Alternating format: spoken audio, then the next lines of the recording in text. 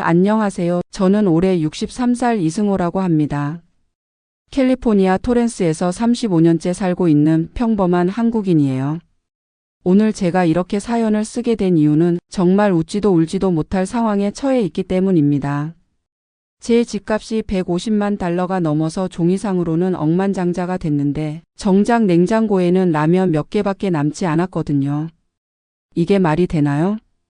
하루 종일 집에 앉아 있으면서도 돈이 없어서 외식은커녕 장보기도 힘든 상황이에요. 친구들은 제가 부자라고 생각하고 아이들도 집값이 올라서 좋아라고 하는데 정작 저는 매달 생활비 걱정에 밤잠을 설치고 있습니다. 어떻게 이런 일이 생겼는지 천천히 말씀드려 볼게요. 1989년 저는 34살의 젊은 엔지니어였습니다. 한국에서 기계공학을 전공하고 중소기업에서 일하고 있었는데 당시만 해도 미국은 꿈의 땅이었어요. 88 올림픽이 끝나고 한국 경제가 급성장하고 있었지만 저는 더 넓은 세상에서 도전해보고 싶었습니다. 부인 미숙이와 결혼한 지 3년째 아들 데니가 겨우 돌을 지났을 때였어요. 회사 동료가 미국에 있는 형님을 통해 스폰서를 받을 수 있다는 이야기를 들려줬죠. 승호야, 미국 가서 한번 살아봐. 지금 안 가면 평생 후회할 거야. 그 말이 제 마음을 흔들었습니다.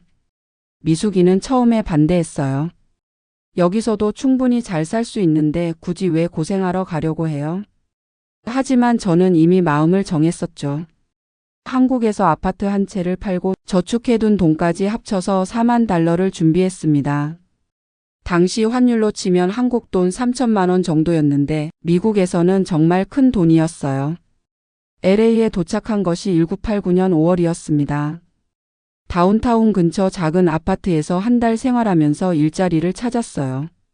다행히 토렌스에 있는 일본계 자동차 부품 회사에서 엔지니어로 일할 기회를 잡았습니다.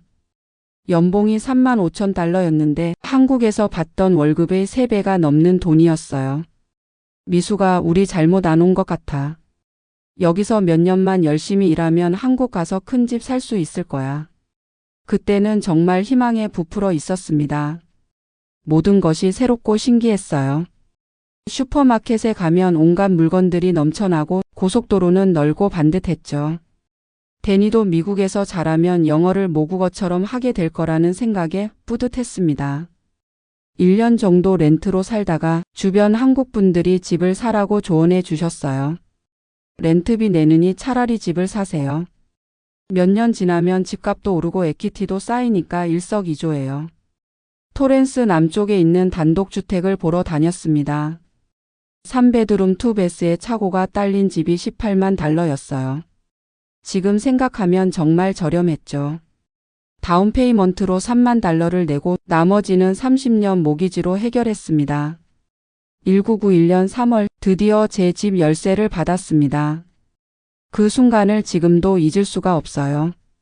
미숙이와 데니와 함께 빈집에 들어가서 거실 바닥에 앉아서 배달 피자를 먹었죠. 이제 우리도 미국에서 집 있는 사람이 됐네. 그 집에서 저희 가족의 미국 생활이 본격적으로 시작됐습니다. 1993년에는 딸 수지도 태어났고요. 아이들은 현지 학교에 다니면서 자연스럽게 영어를 배웠습니다. 저도 회사에서 승진을 거듭해서 연봉이 5만 달러가 넘어갔어요. 주말이면 가족들과 함께 홈디포에 가서 집 수리용품을 사곤 했습니다. 처음에는 전기 콘센트 하나 갈아 끼우는 것도 서툴렀는데 점점 익숙해지면서 화장실 리모델링까지 혼자 할 수 있게 됐죠. 미국에서는 뭐든지 스스로 해야 한다는 말을 실감했어요. 아이들이 크면서 학비 걱정이 시작됐습니다. 좋은 학군 지역으로 이사를 가야 하나 고민했는데 다행히 토렌스 지역 학교들이 나쁘지 않았어요. 데니는 수학에, 수지는 피아노에 특별한 재능을 보였습니다. 2000년대 초반 집 주변 환경이 점점 좋아지기 시작했어요. 새로운 쇼핑몰이 들어서고 한국 마트와 식당들도 늘어났습니다. 무엇보다 집값이 조금씩 오르기 시작했죠. 2003년쯤 되니까 제 집이 30만 달러 정도로 올랐어요. 10년 만에 12만 달러가 오른 셈이었습니다. 와, 우리 집값 진짜 많이 올랐네. 이러다가 은퇴할 때까지 얼마나 더 오를까? 그때는 그저 신기하고 기분 좋은 일이었어요. 매년 카운티에서 보내오는 재산세 통지서를 받을 때마다 집값이 조금씩 올라 있는 걸 확인하는 재미가 있었죠. 2005년 집값이 갑자기 가파르게 오르기 시작했습니다. 제 집이 45만 달러로 평가됐어요. 불과 2년 만에 15만 달러가 오른 거였죠. 주변 이웃들도 모두 놀라워했습니다. 이승호 씨 이제 부자 되셨네요. 집값이 이렇게 올라서 좋겠어요. 하지만 저는 왠지 불안했어요. 너무 빨리 오르는 것 같아서 말이죠. 2007년쯤 되니까 제 집값이 60만 달러까지 올랐습니다. 16년 전에 18만 달러에 산 집이 3배 이상 뛴 거예요. 그런데 2008년 갑자기 집값이 떨어지기 시작했습니다. 서브프라임 모기지 위기가 터진 거였죠. 제 집값도 50만 달러 정도로 내려갔어요. 주변에 포클로저 사인이 붙은 집들이 하나둘 늘어났습니다. 우리도 집을 잃게 되는 건 아닐까? 불안해하는 미숙이를 달래면서도 저 역시 걱정이 앞섰어요. 다행히 저는 직장을 잃지 않았고 모기지 페이먼트도 꾸준히 낼 수 있었습니다. 집값은 언젠가 다시 오를 거야. 우리는 그냥 꾸준히 살면 돼. 2010년대에 들어서면서 조금씩 집값이 회복되기 시작했어요. 2012년에 55만 달러, 2015년에 70만 달러, 2018년에는 80만 달러까지 올랐습니다. 데니가 대학을 졸업하고 IT 회사에 취직했고 수지도 UC 버클리에서 공부를 마치고 로스쿨에 진학했어요. 자식들이 모두 잘 커준 덕분에 마음이 한결 가벼워졌습니다. 2019년 저는 61살의 나이로 은퇴를 했어요. 30년 동안 성실히 일한 덕분에 회사에서 괜찮은 퇴직금을 받았고 소셜 시큐리티와 401k로 노후 준비도 어느 정도 돼 있었죠. 은퇴 후 첫 년은 정말 편안했습니다. 아침에 늦게 일어나서 신문을 읽고 오후에는 한국 드라마를 보거나 뒷마당 정원을 가꿨어요. 저녁에는 미숙이와 함께 동네를 산책하면서 이제 진짜 여유로운 삶을 사는구나 생각했죠. 그런데 2020년 코로나가 터지면서 모든 게 바뀌기 시작했습니다. 처음에는 금방 끝날 거야 생각했는데 점점 장기화되더니 경제 전체가 뒤죽박죽이 됐어요. 그와 동시에 집값이 미친 듯이 오르기 시작했습니다. 2021년에 제 집이 100만 달러를 넘어섰어요. 30년 전에 18만 달러에 산 집이 말이죠. 처음에는 믿기지 않았습니다. 정말 우리 집이 100만 달러야? 이거 진짜야, 가짜야? 부동산 앱으로 몇 번이고 확인해 봤는데 주변 집들도 모두 비슷하게 올라 있었어요. 옆집은 110만 달러, 앞집은 98만 달러였습니다. 2022년 120만 달러, 2023년 130만 달러, 2024년에는 150만 달러까지 올랐어요. 종이상으로는 100만장자가 된 거였죠. 아이들도 신기했습니다. 아빠 이제 정말 부자 되셨네요. 집을 팔면 한국 가서 큰 집 사고도 돈이 남겠어요. 하지만 저는 점점 답답해지기 시작했어요. 집값은 올랐는데 정작 제 생활은 나아지지 않았거든요. 아니, 오히려 더 어려워졌습니다. 가장 큰 문제는 재산세였어요. 집값이 오르니까 재산세도 덩달아 올랐습니다. 이전에는 연간 7,000달러 정도였는데 지금은 15,000달러가 넘어요. 한 달에 1,300달러씩 내야 하는 거죠. 그 다음은 홈 인슈런스였습니다. 집값이 올라서 보험료도 껑충 뛰었어요. 연간 4,000달러에서 6,500달러로 올랐죠. 유틸리티 비용도 계속 오르고 있어요. 전기요금은 여름에 400달러가 넘게 나오고 가스비도 겨울에 300달러 가까이 돼요. 음식값은 말할 것도 없고요. H마트에서 장을 봐도 예전에 2배는 들어요. 미숙이가 항상 투덜댑니다. 배추 한 포기가 5달러라니 이게 말이 돼요? 그런데 제 수입은 그대로예요. 소셜 시큐리티가 월 2,500달러, 401k에서 매달 1,000달러씩 빼서 쓰고 있는데 총 3,500달러가 전부입니다. 계산해 보면 이래요. 재산세가 월 1,300달러, 홈 인슈런스가 월 540달러, 유틸리티가 월 300달러, 그러면 고정비만 2,140달러예요. 여기에 음식비, 의료비, 자동차 유지비까지 하면 3,500달러로는 부족해요. 매달 적자가 나니까 저축한 돈을 조금씩 까먹고 있어요. 이런 식으로 가면 몇 년 후에는 저축이 바닥날 것 같아서 무서워요. 집값은 150만 달러인데 현금이 없다니 이게 말이 되나요? 친구들은 이해를 못해요. 승호야, 집이 그렇게 비싸면 팔고 작은 데로 이사 가면 되잖아. 아니면 리버스 모기지라도 받아봐. 하지만 그게 그렇게 간단한 문제가 아니에요. 일단 이사를 간다고 해도 어디로 가겠어요? LA 지역은 어디든 집값이 비싸요. 조금 저렴한 곳으로 가려면 멀리 나가야 하는데 그러면 한인병원이나 마트 가기가 힘들어져요. 63살 나이에 새로운 환경에 적응하기도 쉽지 않고요. 무엇보다 이 집은 33년 동안 살았던 저희 보금자리예요. 데니와 수지가 뛰어놀던 뒷마당, 미숙이가 정성껏 가꾼 장미꽃, 제가 직접 만든 데크, 모든 게 추억이 서려 있어요. 리버스 모기지도 고려해 봤는데 이자율이 너무 높고 조건이 까다로워요. 무엇보다 나중에 집을 잃을 수도 있다는 불안감이 들어요. 그래서 지금은 최대한 절약하면서 살고 있어요. 외식은 한 달에 한 번, 그것도 패스트푸드점에서만 해요. 옷도 몇 년째 같은 걸 입고 있고 자동차도 15년 된 소나타를 계속 타고 있어요.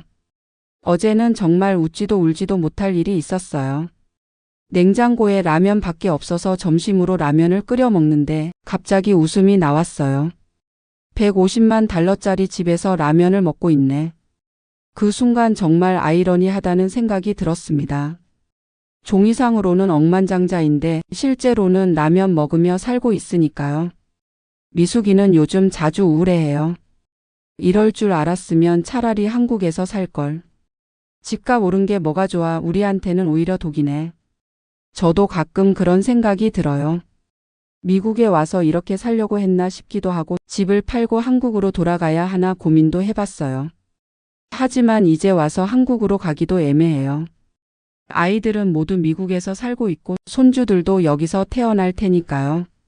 무엇보다 한국도 집값이 비싸다고 하던데 150만 달러로 서울에서 제대로 된 집을 살 수 있을지 모르겠어요. 그러던 중 지난달에 깨달음이 하나 있었어요. 데니가 결혼을 한다고 연락이 왔어요. 신부는 한국계 미국인 변호사인데 정말 착하고 예쁜 아가씨예요. 결혼식 비용을 어떻게 마련할까 걱정하고 있었는데 데니가 이렇게 말하더라고요. 아빠 걱정하지 마세요. 저희가 알아서 할게요. 대신 아빠 엄마는 건강만 챙기세요. 그 말을 듣는 순간 가슴이 뭉클했어요. 제가 언제까지 돈 걱정에만 매달려 있을 건가 싶었어요. 그 후로 생각을 바꿔보기 시작했습니다. 집값이 올라서 재산세가 부담스럽긴 하지만 그래도 이 집이 있어서 얼마나 다행인가요? 렌트를 살았다면 지금쯤 월세가 4,000달러는 넘었을 거예요. 현금이 부족하긴 하지만 건강하게 살 수 있는 집이 있고 아이들도 모두 잘 자랐으니 감사해야죠. 요즘은 홈 에퀴티 라인 오브 크레딧을 알아보고 있어요. 집을 담보로 조금씩 돈을 빌려서 생활비에 보태는 거예요. 이자는 좀 나가지만 적어도 매달 적자 걱정은 안 해도 될 것 같아요. 또 파트타임으로 일하는 것도 고려 중이에요. 한인 회계사 사무소에서 세무 보조 일을 구한다고 하더라고요. 주 20시간 정도 일하면 월 1,000달러 정도는 벌 수 있을 것 같아요. 미숙이도 한인 마트에서 파트타임으로 일해보겠다고 해요. 집에만 있으니까 우울해지는 것 같다면서 사람들과 만나는 것도 좋을 것 같다고 하네요. 가장 중요한 건 마음가짐인 것 같아요.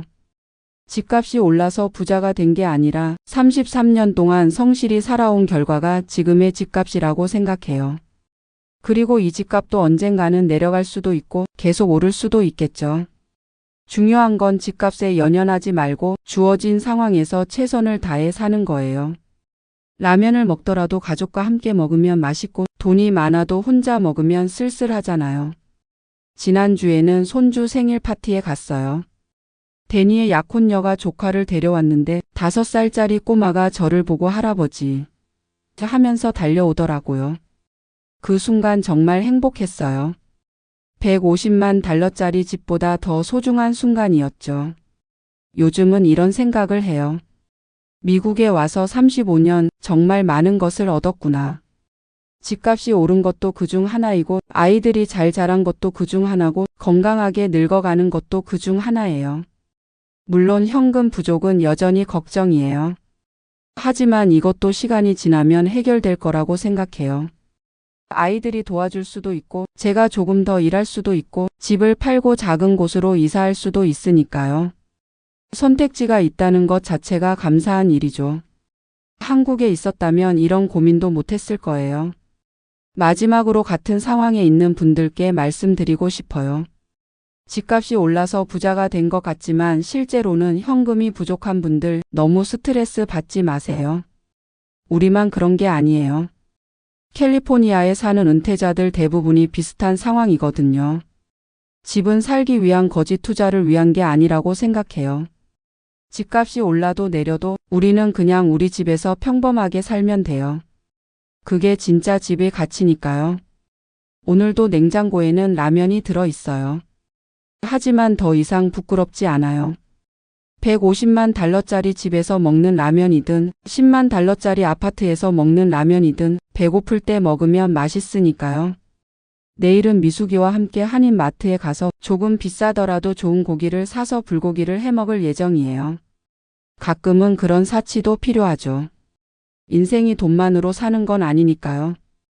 긴 이야기를 들어주셔서 감사합니다. 여러분도 모두 건강하고 행복하시길 바라요. 집값에 너무 연연하지 마시고 주어진 오늘을 소중히 사시기 바랍니다.